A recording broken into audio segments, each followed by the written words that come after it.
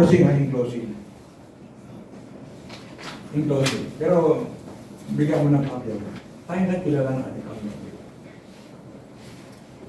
Alam niya kung ano yung mabuti sa atin. He wants us to be good and in the service. He wants God to, para mag-glorify natin siya. Yun ang pinaka-ultimate. That is the ultimate plan ng Panginoon.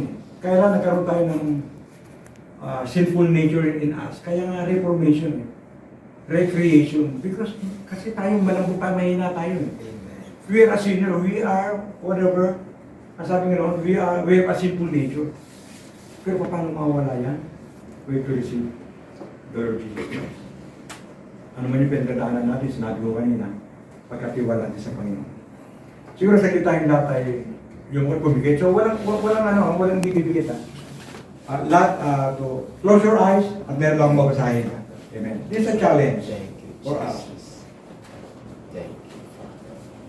Okay, tumayo tayo para hindi tayo. Kasi kapag nakapigit tayo,